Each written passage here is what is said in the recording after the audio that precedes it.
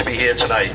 Several million people here, eyes of the country, indeed eyes of the world on this city, counting on you to keep it safe, keep it secure, so that all of those people can in fact have a good time. As Bill Bratton, who runs the country's biggest police department, our nation's biggest cities, meanwhile, remain on high alert amid ISIS terror threats this holiday weekend. Are we letting ISIS win by living in fear? Should we be living in fear? Joining us now, Fox News Medical Aid Team's Dr. Keith Abloh and the host of Security Briefs, Paul Viollis. Welcome to you both. Thank you, Tucker. Paul, we are living in fear, it seems like. Yes. That's being stoked by the people who run the country. Is it justified? No.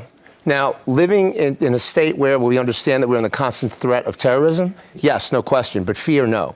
And the reason I say that, I'll be real brief about that, is the fact that we can control this.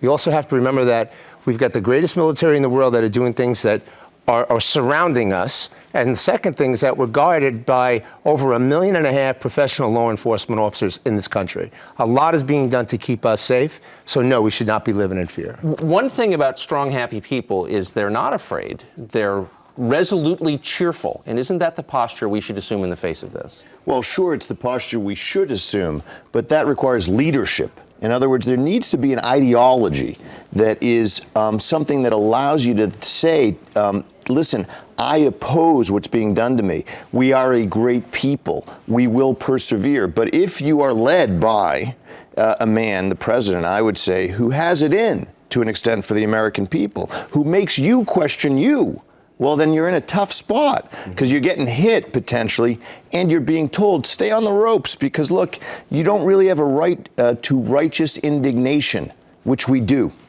I think that's a really deep point, and it's a sad one considering we're facing off against people who have a very clear sense of who they are, what they want, and their destiny. And that's an unbalanced contest, right? There's no question about it. And they have an incredible business model, Tucker, when you think about it.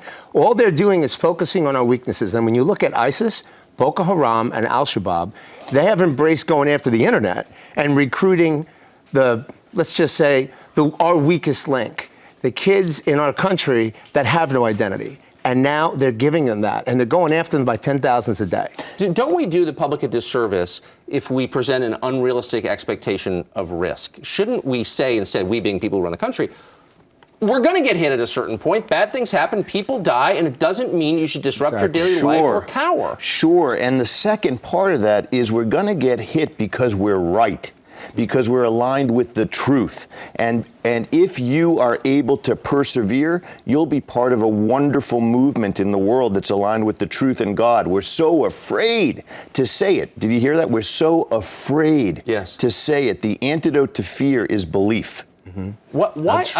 This is reflected, this weird change in our view of ourselves and the world is reflected, I think, in our memorials, which used to celebrate our successes. They were men on horses with raised swords, and now they are monuments to tragedies. And I wonder if that's like a metaphor for the way we now view ourselves. Well, of course. I mean, Tucker, look what we've gone to in this country. We're afraid to say the word God. We're afraid to say the Pledge of Allegiance.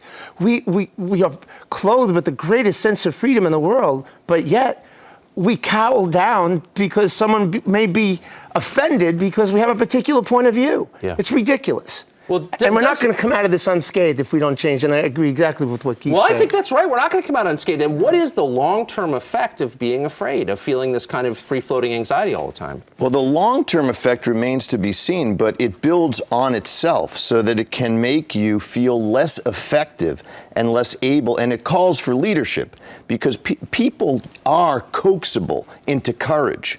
Right, into a kind of willingness to face anything. But it has to come from a leader who helps enunciate that. And right now, our leader isn't enunciating that at all. He's saying, look, you had it coming to you. That's what our president's saying. It's a pretty deep conversation for this early in the morning. John, you must have gotten up really early. I appreciate it. It's great to see you. Paul's always up early. Impressive. Thanks a lot. Thank you.